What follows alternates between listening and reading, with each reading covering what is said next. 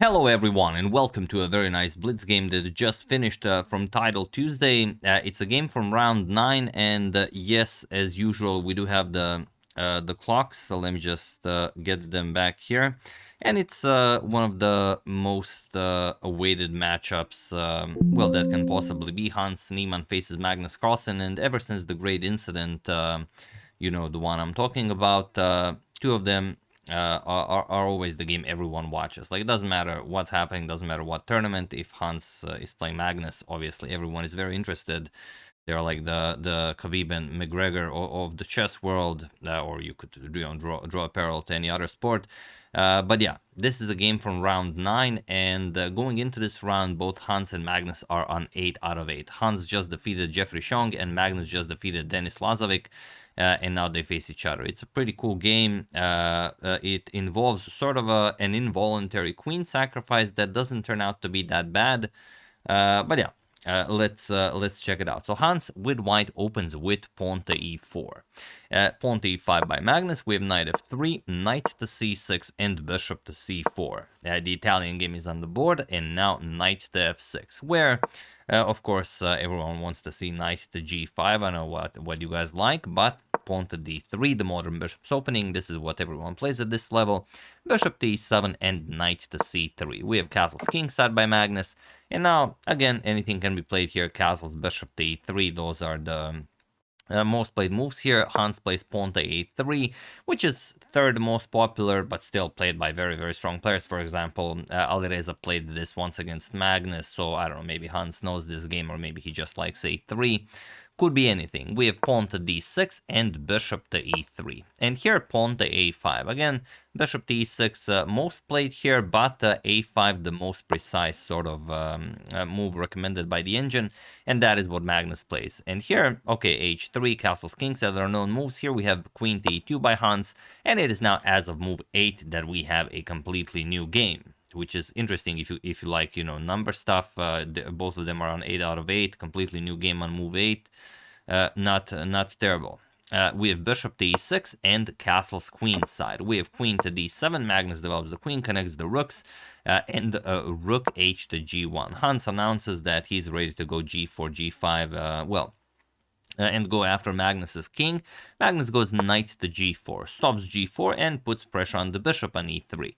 h3, and knight captures on e3. We have f captures on e3, improving his presence in the center. You will also have additional support for advancing d4. And Magnus now plays pawn to a4. And he played it fairly quickly, probably to try and match Hans's time, as Hans is playing a little bit faster. But knight a7 with b5 is the way to play. Like, you gain control over b5, you play b5, b4, you open up the white king, and it's a lot better and a lot faster. But by playing a4, he allows Hans this in-between bishop to b5. Now he stops the knight from moving, he stops pawn to b5, and Magnus now has to use a lot of moves that were not necessary had knight to a7 be played. So he moves the queen, queen to c8, he unpins, pawn to d4, Hans strikes in the center and prepares pawn to d5, and now knight to a5. If you go knight a7, the move that we discussed, now you can just pick up the pawn, and not much is happening here. You could also sacrifice with b5, let's say bishop captures, knight captures, and then create some sort of an attack with c6. Maybe, you know, for this time control with 2 minutes on the clock, you know, not a bad practical choice. But we have knight to a5 by Magnus, and now Hans closes the light square bishop. d5, bishop to d7, and he now captures on a4. Pawn to c6, Magnus, okay, we got something similar. Pawn to c6, we have knight to d2, and bishop back to e8. We have bishop to b3, and here Magnus happily captures. We have knight captures, but now not knight captures, but rather c captures on b3, opening up the c file, if you open up the c file, then in the future you will be able to advance the a and b pawn and create a passed a pawn. It's you know, a bit of a long way to look at it, as you also have a king castled on the queen side. But you know, if you trade everything off, if it's a king and pawn endgame, then advancing a and b pawn can be a very nice way to play. So Magnus does play it. C captures on d5. If you don't play that, what else will you play?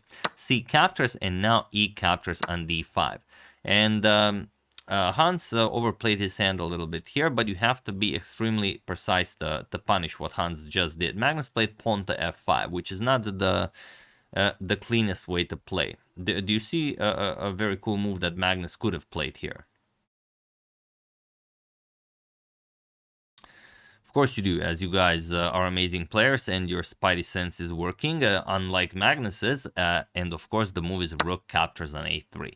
And now, after b captures and queen captures, with check king b1, you have queen c5, you attack the a3, you attack this pawn, then you can play f5, make the bishops operational, you get the rook over to a8, and it can of course be defended. It's not that it's a forced checkmate or anything, but you know, if it's there, why not use it? But after e captures on d5, Magnus played pawn to f5, and now Hans goes king to b1, sort of making rook captures on a3 no longer an option. But even in this position, you can still play it. For example, captures, captures, queen captures. It's still a great idea for black. But okay, of course Magnus checked it. He just decided that, you know, there's no need to rush it. If anything, Hans will have to waste another move, and then Magnus will already have improved his position by quite a lot. So bishop to g6, nicely positioning the bishop, and Hans now goes rook to c1. So he stops anything capturing on c3.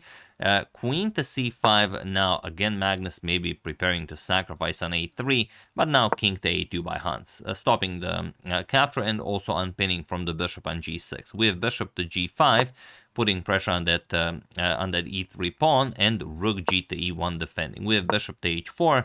And Hans goes back, rook e to d1, and now Magnus repeats bishop to g5. But Hans does not repeat. He actually goes knight to f1, defends this way, and now Magnus strikes with pawn to f4. But with pawn to f4, he sort of blunders the game. Because Hans plays knight to e4. And okay, of course, Magnus saw that the bishop on g5 is undefended, and he probably wanted to sacrifice his queen, or maybe it was just a blunder. Who knows? Because at this time control with less than a minute on the clock, maybe he thought it was you know, a good practical idea. But here he just played queen captures on c1. There is the tricky f3, and then, for example, if g captures, you will capture the knight here, and then after rook captures, you also capture on f3, and now you have everything attacked. But the problem is after the queen moves, and okay, whichever rook you capture doesn't really matter, you don't really have that much compensation. So what Magnus decided to do after queen captures on c1 is in fact better. We have rook captures on c1, and now he plays bishop captures on e4. We have e captures on f4, bishop captures on f4, and now the rook is hanging as well, so you don't have time to capture the bishop. Rook to d1, and now bishop to g6. And Magnus, you know, it's not too bad. He does have the passed e-pawn, so he will position the rooks on e and f file, for example. He will position the bishops nicely, and then the question is, can he do something with the e-pawn? Hans says, nope, that's not happening. He goes knight to e3. He says, all right, if you capture, then I'm going to capture, but without the bishop pair, I mean, it's no longer that big of a deal. So Magnus advances the pawn to e4, and Hans plays pawn to b4. And this is what we were discussing when Magnus decided to play c captures on d5. Now Hans will be able to play a4, a5, b5, a6, create a passed pawn. And that's the only way that he can win the game. Without this idea, it would be extremely difficult. So rook a to e8, Magnus puts a rook behind his passed pawn, and pawn to a4 by Hans. We have pawn to h5, pawn to a5, and rook to c8. Trying some ideas maybe to capture and then grab hold of that c2 square. But Hans says, nope, king to b2.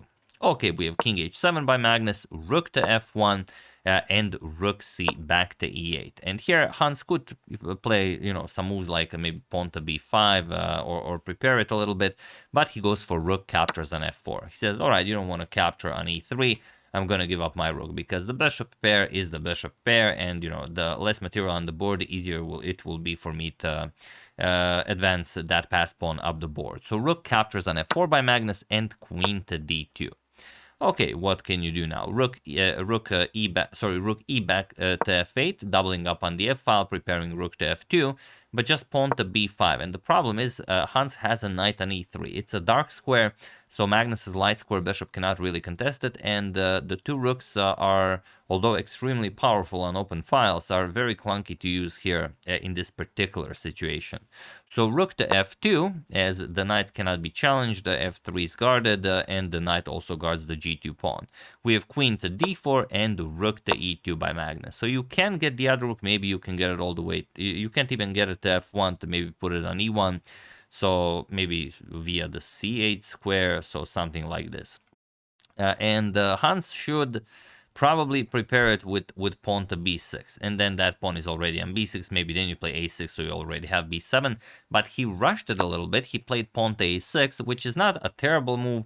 It just allows Magnus to get back into the game. B captures on a6, b captures, and rook to a8 now, and Hans plays pawn to a7. Queen to b6 is a little bit better, defends the pawn, still keeps an eye on the knight here, but after pawn to a7, now the position is equal, and Magnus plays rook to e1 and completely ruins his position again. The only way to hold this is rook to f2. There's no other way. And now after queen to b6, preparing some queen b8, now you play rook f7, and you don't care what white does. There's really nothing. Next move, you're going to capture the pawn. Even if you capture on d6, still you can capture on a7, and the two rooks now controlling the open a file, and the light square bishop will be enough to hold that white king in check, and the pawn will not be a problem. So after this a7 move, Magnus played rook to a1, probably with the same idea. He just wanted to go rook a1 and capture on a7 instead of rook f2 and then going for the a7 pawn. But now Hans says, nope, there is a problem with this plan, and Hans found it. The question is, will you, while I give you a couple of seconds.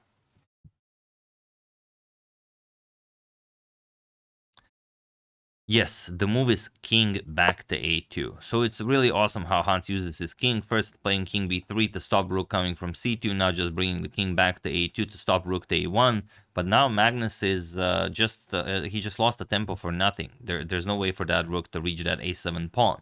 So rook to c1, Magnus still hopes that he can do something about it. But now Hans plays queen to b6. So there's no rook c7. Hans brings the rook all the way to c8, so there's no queen to b8, but now queen to b7. And now Hans will do, of course, what you always have to do with the white pieces, and that is advance the b pawn up the board. Magnus cannot get rid of the knight. It's on a dark square. He has a light square bishop, so he has to figure out some other way to maybe play this. With 10 seconds on the clock, Hans has almost a minute. h4, Hans strikes with pawn to b4. King to h6, we have pawn to b5, king to g5, and now pawn to b6. The pass b pawn is just much too quick. King to f4, and now queen captures on c8. It's I thought about making this the pause the video moment, but of course you guys see it. Capturing on a8, not as impressive though, because after you capture on b7, this comes with check. So that would be quite terrible. But capturing on c8, that is the correct way. It's easy to miss. I mean, you think everything is winning here. I mean, we just capture and play b7. But king position matters, of course. So queen captures on c8, rook captures and pawn to b7, and he was in this position on move 51 that Magnus Carlsen resigned the game, as there is nothing more to be done here. Once the rook moves, of course, you will just advance the pawn, become a queen, captures, you get another queen, and there's nothing. Now, finally, black will capture that annoying knight on e3, but then you capture on d7, and you play this however you want. You can even promote the other pawn and checkmate the black king within a few moves.